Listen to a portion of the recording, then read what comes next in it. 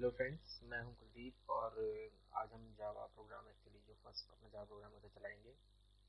तो जैसे कि आपको एक्चुअली पहले चेक करना पड़ेगा कि आपका जावा कंपाइलर जो है वो एक्सेसिबल है वो इसके थ्रू, और देखना पड़ेगा एक्चुअली जावा इंस्टॉल है या नहीं। तो पहले आप कमांड प्रॉम्प्ट खोलेंगे।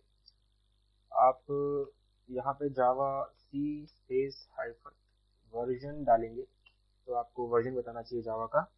अगर नहीं आ रहा तो मेरा जो लास्ट ट्यूटोरियल था एक्चुअली वो जावा पाथ सेट करने के लिए ही था, तो आप एक बार जरूर से देख लीजिए। अगर आ रहा है तो इट मीन्स आपका जावा का पाथ सेट है। सो तो हम अपना फर्स्ट जावा प्रोग्राम लिखेंगे। तो आप अपना कोई भी टेक्स्ट एडिटर खोलिए। आपके पास नोटपैड प्लस प्लस होगा, सिंपल नोटपैड भी होगा, सबलाइन भी होगा। मैं सबलाइन यूज़ करता हूँ क्योंकि सबलाइन अफेक्टिव लगता है मुझे। तो आप सबलाइन खोलूँगा मैं। एक काम आप करिए, क्या कहते हैं कि आप एक्चुअली हम यहाँ पे actually Java file Java program बनाएंगे तो उसे एक्चुअली हमें सेव भी करना पड़ेगा कहीं।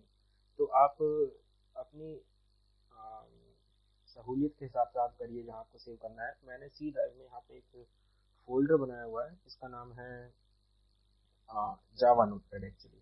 तो ये फोल्डर आप भी कोई भी जो भी नाम देना है आपको, आप उस नाम का फोल्डर बना लीजिए और उसके अंदर अपनी जो जावा फाइल को आपको सेव करिएगा।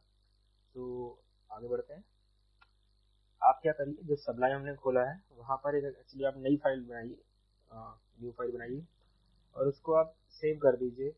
पहले तो आपने जहाँ पे वो फोल्डर बनाया था उस फोल्डर के अंदर जाके आप आ, उस फाइल का नाम दीजिए विद डॉट जावा एक्सटेंशन।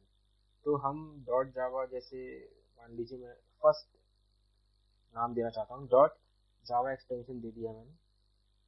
हमारा एक कन्वेंशन है कि हम जो नाम है वो कैपिटल से स्टार्ट करें, स्मॉल भी दे सकते हैं बट ये जावा कन्वेंशन है, ठीक है। तो यहाँ पर एक जो इम्पोर्टेंट चीज़ है मैं अभी आपको बताता हूँ। हमने फर्स्ट डॉट जावा के नाम से सेव कर दिया है, ठीक है। तो अब हम स्टार्ट करते हैं। मैं पहले कोड लिख देता हूँ फिर आपको समझाता हूँ।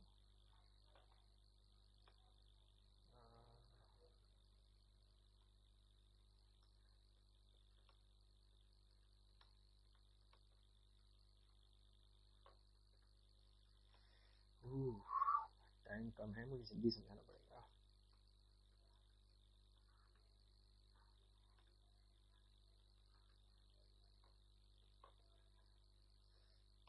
हेलो वर्ल्ड प्रोग्राम बना रहे हैं हम, जो कि सबसे बेसिक प्रोग्राम है। हर कोई फर्स्ट प्रोग्राम हेलो वर्ल्ड ही बनाता है। तो ठीक है, आगे बढ़ते हैं। तो हमने एक्चुअली ये फर्स्ट यहाँ पर हमने क्लास लिखा है, क्लास के बाद हमें क्लास नेम दिया है। हम क्लास नेम एक्चुअली हमने वही दिया है जिस नाम से हमने इसे सेव किया था, लाइक फर्स्ट डॉट जावा से सेव किया था हमने, तो वही हमने क्लास नेम भी दिया है। देखिए आप, जो फर्स्ट डॉट जावा नाम से है सेव किया हमने, क्लास नेम भी वही दिया है। एक्चुअली हम यहाँ पे कुछ और भी दे सकते हैं क्लास का नाम जो है, बट एक्चुअली होगा क्या जब हम इस प्रोग्राम को कंपाइल करेंगे। कंपाइल तो हम एक्चुअली इस प्रोग्राम को फर्स्ट डॉट जावा वाले नाम से करेंगे, बट जब ये कंपाइल होके एक्चुअली इसे हम सोर्स कोड कहते हैं, हमने सोर्स कोड की बात पहले करी हुई है। तो जब source code to byte code convert होगा, तो जब जो बाइट कोड होगा वो एक्चुअली डॉट क्लास नाम से क्रिएट होगा। तो जो बाइट कोड होगा वो एक्चुअली इस नाम से क्रिएट होगा, ठीक है। तो मान लीजिए आपने यहाँ पे फर्स्ट डॉट जावा नाम से आपने प्रोग्राम बनाया है, आप क्लास का नाम कुछ और देते हैं। आप कंपाइल तो फर्स्ट डॉट जावा वाले नाम से करेंगे, बट जो आपकी बाइट कोड बनेगी वो इस नाम से बनेगी। यहाँ पे अगर आप मान लीजिए नए नाम से बना देते हैं, क्लास कुलदीप नाम से बना देते हैं, तो एक्चुअली प्रॉब्लम ये आएगी कि आप ने उस नाम से तो आपको कंपाइल करना पड़ेगा, बट आपको फिर कंफ्यूजन क्रिएट हो सकती है और आप इस नाम से आप रन करेंगे।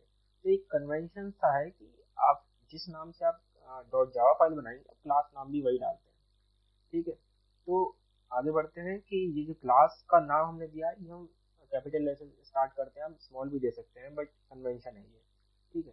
तो एक्चुअली जो ये इसका ओपनिंग ब्रैकेट है और इसका क्लोजिंग ब्रैकेट है, तो इसके बीच का जो पोर्शन है हम एक्चुअली कहते हैं कि इस क्लास का स्कोप है। इसीलिए इस मेन मेथड का जो स्कोप है वो यहाँ तक का है, सिर्फ इतना, ठीक है। तो अब मैं आपको फर्दर मीनिंग समझा देता हूँ। क्लास, क्लास का नेम, और आपने लिखा है पब्लिक स्टैटिक वॉइड मेन। ये एक्चुअली मेथड है हर क्लास का, जो भी आपकी मेन क्लास होगी, मतलब काइंड ऑफ लाइक कि जो क्लास, मतलब बहुत सारी क्लासेस भी बनेंगी दूसरी, हम आगे जब प्रोग्राम में करेंगे, बट एक क्लास जरूर होगी जिसके अंदर मेन मेथड होगा, उसी के थ्रू दूसरी क्लासेस भी एग्जीक्यूट होगी। हालांकि यहाँ तो हमारा भी एक ही क्लास है, तो इस हर क्लास में जो रन करने वाली क्लास होगी वो उसमें एक ही मेन मेथड होगा, और सबसे पहले एक्चुअली मेन मेथड ही एग्जीक्यूट होता है। ठीक है, कुछ भी हो जाए किसी भी प्रोग्राम में मेन मेथड जो है सबसे पहले एग्जीक्यूट होगा। तो पब्लिक का मतलब है पब्लिकली एक्सेसिबल है। देर आर मतलब तीन तरह के होते हैं वैसे तो, पब्लिक, प्राइवेट, प्रोटेक्टेड। बट ये पब्लिक है, मेन मेथड ज़्यादातर पब्लिक, ज़्यादातर नहीं हमेशा पब्लिक ही होगा, वरना प्रोग्राम चलेगा कैसे। ठीक है, स्टैटिक जो है, हाँ तो ये जो स्टैटिक है, स्टैटिक का मेन एक्चुअली स्टैटिक का काफ़ी आगे बड़ा इसका कॉन्सेप्ट है। स्टैटिक का भी आप समझ लीजिए। स्टैटिक की वजह से ये जो मेन मेथड है वो उसके चलाने के लिए आपको कोई ऑब्जेक्ट नहीं बनाना पड़ेगा। अदरवाइज आपको हर जो आपके मेथड्स हैं उन्हें कॉल करने के लिए आपको ऑब्जेक्ट बनाना पड़ता है उस क्लास का, तब जाके मेथड कॉल होता है। बट स्टैटिक होने की वजह से आपको कोई भी मतलब ऑब्जेक्ट बनाने की जरूरत नहीं है। तो स्टैटिक का मीनिंग यहाँ पे फिलहाल आप इतना समझ लीजिए। वॉइड मतलब है इसका जो रिटर्न टाइप है वो कुछ नहीं है। रिटर्न टाइप मीन्स अगर वो ये जो कोई मेथड है इंट रिटर्न करेगा, इंट मतलब इंटीजर, उसका रिटर्न टाइप इंट होगा। स्ट्रिंग रिटर्न करेगा तो स्ट्रिंग होगा। जो भी रिटर्न करेगा उसके अकॉर्डिंगली होता है। बट वॉइड का मतलब है कुछ रिटर्न नहीं करेगा। मेन इसका नाम है। इसके अंदर जो पैरामीटर पास है स्ट्रिंग, स्ट्रिंग टाइप एक्चुअली मतलब प्रिंट होगी इसके अंदर। उसका भी मैं आपको बाद में कॉन्सेप्ट जब आगे बढ़ेंगे हम जब समझाऊंगा। ये system dot out dot print L N है। सिस्टम एक क्लास है जावा के अंदर। आउट मतलब आउटपुट के लिए है, प्रिंट प्रिंट कराने के लिए। एल एन का मतलब है नेक्स्ट लाइन, मीन्स इसके बाद जो भी कुछ चीज आएगी, लाइक जैसे प्रिंट करेगा हेलो वर्ल्ड स्ट्रिंग प्रिंट करेगा, तो इसके बाद जो भी चीज आएगी वो नेक्स्ट लाइन में प्रिंट होगी। अगर हम एल एन ना लगाएं तो इसके बाद आने वाली जो चीज है वो सेम लाइन में प्रिंट हो जाएगी। ठीक है, फिलहाल हम इतना करते हैं। इसको हमने सेव करा हुआ था। अब आप खोलिए कमांड प्रॉम्प्ट। ठीक, कमांड प्रॉम्प्ट खोला, आप बिल्कुल बाहर चले जाइए cd बैकस्लैश से। अब जो आपने फोल्डर बनाया था उस फोल्डर के अंदर जाइए। ठीक है, मेरा जैसे जावा नोटपैड है, हम इसके अंदर चले गए हैं। ठीक है, फर्स्ट डॉट जावा यहाँ पे ऑलरेडी एक फाइल है जो कि आप देख सकते हैं, सेव हमने वहीं करी हुई है। देखिए फर्स्ट डॉट जावा, अभी यहाँ पे सिर्फ क्लास फाइल नहीं बनी है। अब आप कमांड प्रॉम्प्ट पे आइए, आप इसको रन करेंगे। जैसे पहले आप लिखेंगे जावा सी, उसके बाद फाइल का नाम डॉट जावा, जो भी उसका एक्सटेंशन था। अब आप इसको चला देंगे, विदाउट एरर ये चल पड़ी। और आपने देखा होगा पहले यहाँ पे डॉट क्लास फाइल नहीं थी। डॉट क्लास हमारी जो होती है वो बाइट कोड होती है, और वही एक्चुअली रन करती है। अब पहले ये थी नहीं, बट जैसे मैंने रन करा विदाउट, सॉरी कंपाइल करा विदाउट एरर, ये कंपाइल हो गया और यहाँ पे अचानक डॉट क्लास फाइल आ गई। ठीक है, अब इसको जो रन करने के लिए वो सिर्फ इतना है, जावा स्पेस बाइट कोड का नेम। अगर यहाँ पे बाइट कोड का नेम एक्चुअली कुछ और होता, अगर क्लास नेम अगर कुछ और देते तो फिर हमें उस नाम से चलानी पड़ती। बट हमने जो कहा कि डॉट जावा फाइल भी वही नाम होगा जो कि क्लास नेम होगा, तो इसके बाद जावा स्पेस बाइट कोड का जो नाम है, डॉट क्लास का जो नाम है, वो विदाउट डॉट क्लास आप डाल दीजिए। आप इसके बाद एंटर प्रेस कर दीजिए, हेलो वर्ल्ड।